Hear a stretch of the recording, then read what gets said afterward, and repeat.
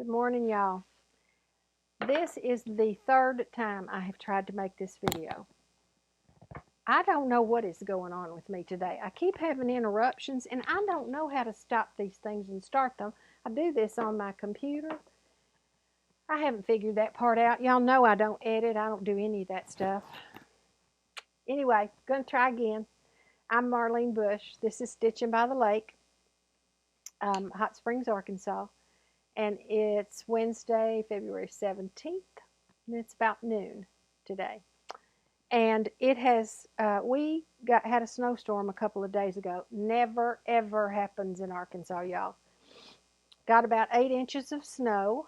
Then last night it started again about 10 o'clock, and it has been snowing ever since. It's still snowing. I'll show you. Look at that.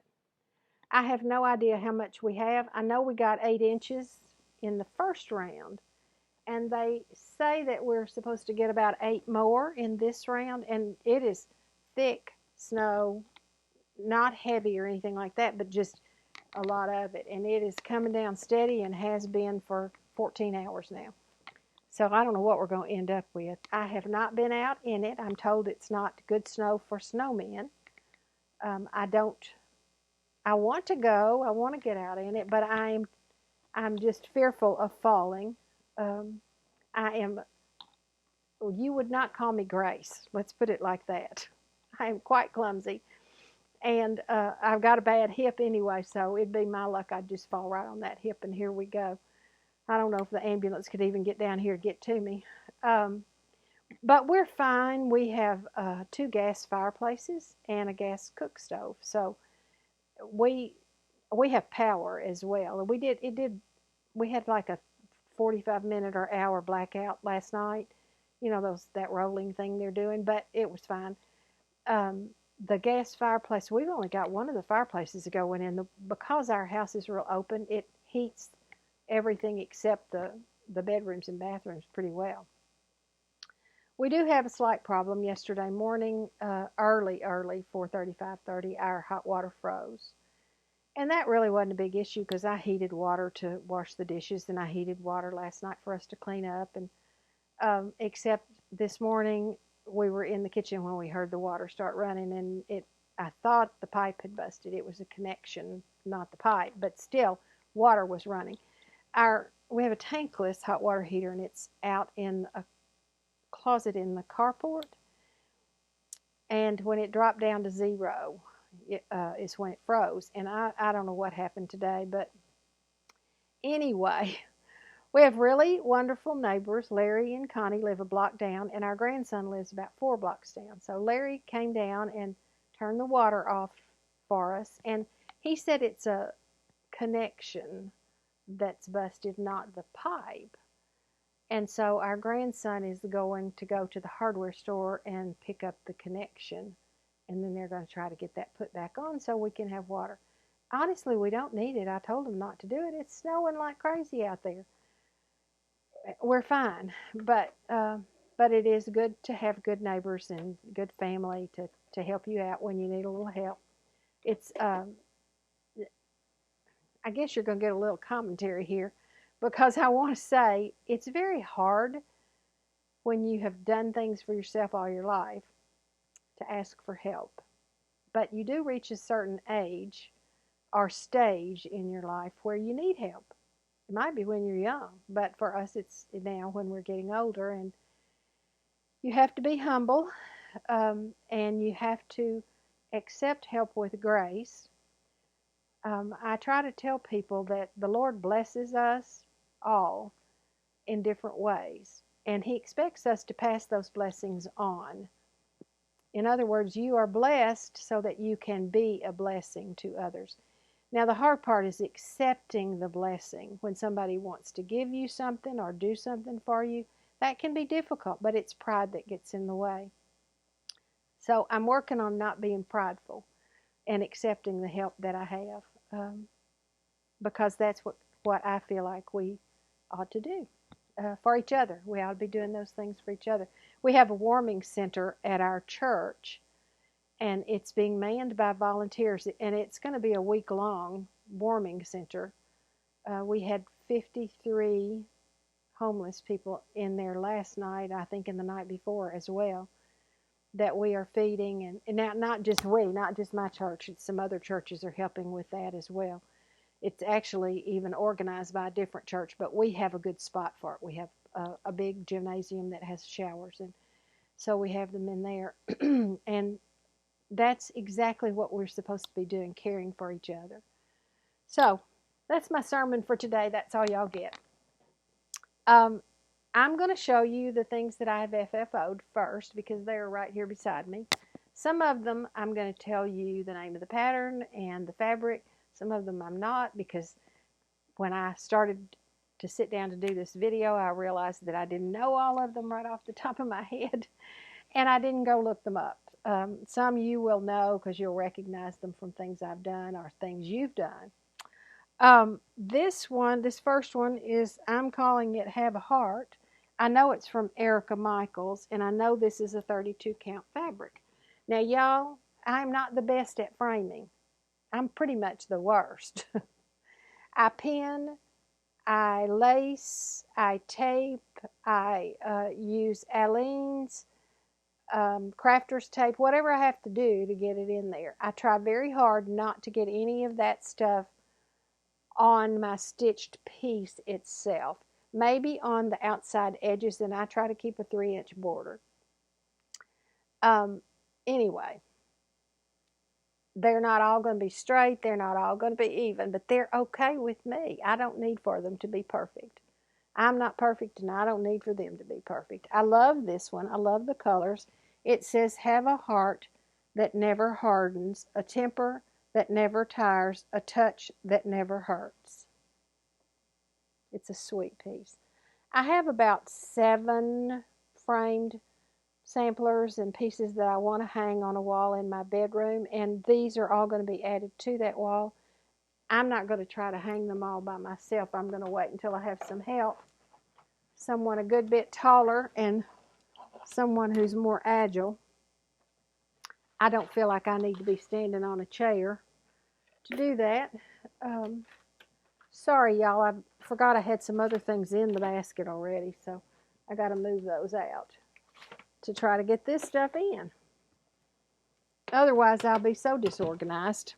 I'm already disorganized today. What am I talking about? Okay, this one. Have y'all been watching Whilst Iris Naps? It's a wonderful new Flosstube channel. And I have bought, I think, 3 of her patterns off her website. They are small samplers. This one is called Bethia Finshaw, 1861. And I just love it. I did not use the color threads. Well, I probably didn't use anything she called for. I used a 32 count fabric. I don't know what the color is. It's an off-white creamy color. And I used Weeks Dye Works Cayenne. Isn't that sweet? Very pretty. I have 2 more of these small samplers like that I plan to stitch. This piece I finished, I don't think it was last year. It may have even been the year before. Make Use of Present Times. And I think it's a part of the Cereal Bow collection, maybe.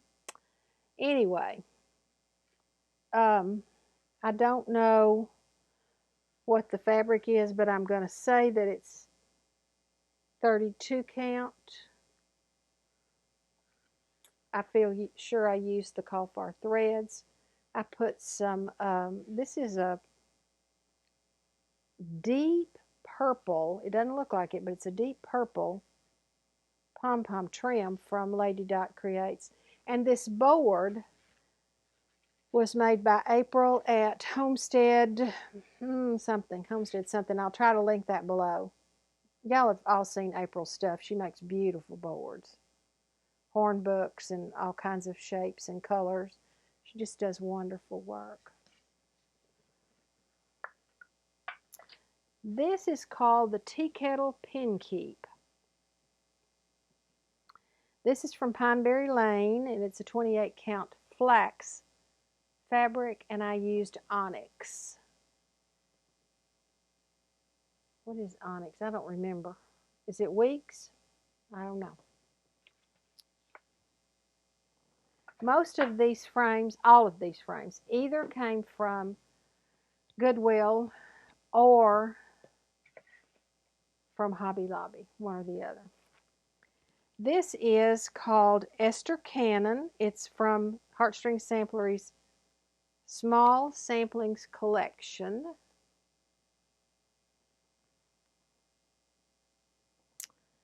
I did it on 32 count, picture this plus ale, which is what was called for, and I used the called for colors.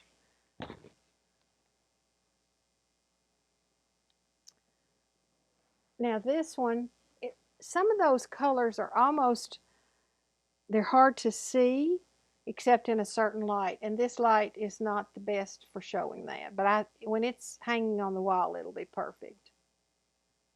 I love that one. This one is one of my very favorites that I have in this collection that I'm showing you today. This is Catherine Dickinson, 1840. It's from Scattered Seed Samplers, and it's 32 count, picture this plus legacy. And I used the call for threads. Don't you just love those colors? Oh my goodness. I love those colors.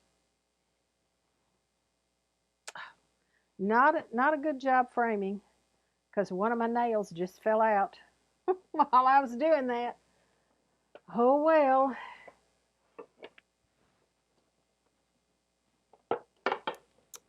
Poor things. Okay, this one I'm pretty sure was a free pattern. I don't remember. Maybe Pineberry Lane. Maybe Blackbird Designs. I'd have to go back and look at where I have this stuff all written down. And I'm pretty sure I used the called for threads on that one as well. I really kind of am on a kick of doing small samplers. I love that size. This one is, I don't have the pattern in here, Thou God Seest Me from Heartstring Samplery. It's on a 28 count casual doubloon, and it's the called for threads. This braid was one I had. I bought it on sale at Hobby Lobby one time. And I thought it was a good color for this. This Hornbook I bought at the Shepherd's Needle in Little Rock. I don't know who made this one, but it's a beautiful piece too. It looks like it could be one of April's. I don't know. Okay, and then this is the last FFO I'm going to show you. This one, I can't for the life of me remember the name of it, y'all, but maybe one of you will. It really is not crooked. It looks crooked up there. It's not. It's that shadow that's making it look like that. Since I don't know what the name of the pattern is, I haven't looked it up. I don't know what the fabric is either. This looks like, I believe I used a Gloriana silk, and I don't know what color that is. It's not Schoolhouse Red, or is it? I've got a whip I'm working on that's Schoolhouse Red, but it looks so different on different colored fabrics. I don't know. If y'all need to know, I'll look that up. So just message me. I'll try to look it up anyway. I try to keep everything written down, but then I forget where I don't know. I'm just not very organized. That's all I could say. My current whip is also a new start.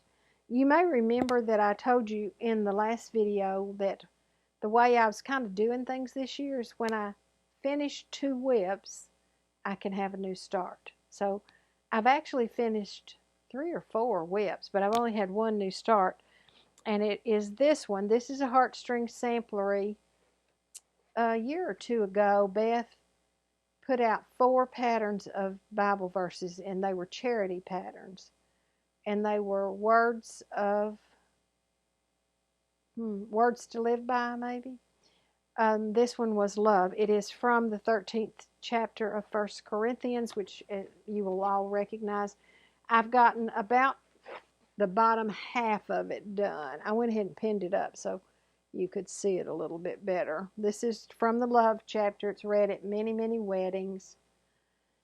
Now, Beth's pattern has it just plain like this. She didn't use this color thread. This is Gloriana Schoolhouse Red. Hers was, it wasn't black, but it looked black. And I didn't like that for what I want to do. So I switched the color. But now I'm thinking maybe it needs a border. Hers just have the words. That's all, just the words. But I'm thinking about adding a border. I have a book that has a lot of borders in it, just borders and some alphabets. So I'm thinking about doing that. One of my 2 finishes is from Little House Needleworks. It's the Hometown Holiday Series, and I did the schoolhouse. I pulled the wrong pattern out, but anyway, that's if you'll remember, I'm doing this on 32 count petite point, and I'm doing it. I started out with the tree farm, and then the fire station, and then the schoolhouse, and I'm going to do the church next. That's the church. It's going to go right here. I guess I'm going to put, oops, I skipped one I didn't tell you about. What did I put here? Oh, the train station. The tree farm, the train station, the fire station, and the schoolhouse. I have 4 of them done. I'm going to put the church here and maybe one more down on this end. And then I'm going to put a second row underneath that. Can y'all see all of that? Schoolhouse is the one I just finished. I did change that one up a little bit. There was a big tree right here, and I didn't think it looked just right. So I left that off. I'll put a snowflake there later, or a snowflake button, one or the other. And then my other finish is one that I've been working on a long time. My friend Judy in Tulsa, 2 or 3 years ago, sent me the Loose Feathers Blackbird Design Books, Summer, Autumn, and Winter. And I was down to the 3rd one, and I finished it since I last saw y'all. Now, I don't have it framed yet. This one's probably going to have a special frame. I don't think I'm going to find a size for that one. It's not a typical size for sure. It's just beautiful. I have seen this stitched with the birds being a lot darker, like with onyx or something like that, which is really pretty too. But I was partial to the colors that were called for, so I left it that way. All of those are the called for colors. So that's it. That's a lot, isn't it? I've done a lot. I think I've done a lot anyway. So I hope that over the next few days, I think I will finish this verse. It'll take me 3 or 4 more days probably to finish that. And I'd like to do a couple of spring smalls. I have several patterns that I could choose from. But then I'm going to go back and pick up another whip, and I'm not sure which. Winter Rose Manor. I'd like to get that one done. I might work a little bit more on Kringle. Haven't put much on that one at all. I don't know. I have about 14 or 15 whips, something like that. So I'll just go in and pick. I may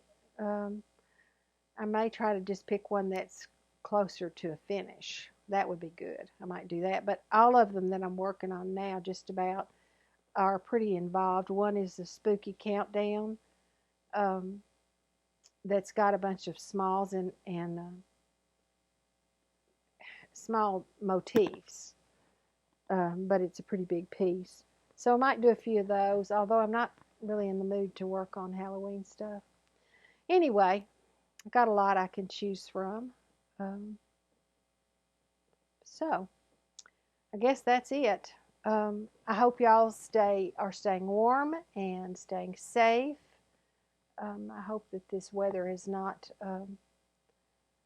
discombobulated you very much. That's a word my mother used to use. Y'all may not know it. But I hope that all is well with you and that you're able to get a lot of stitching done. See you soon. Bye-bye.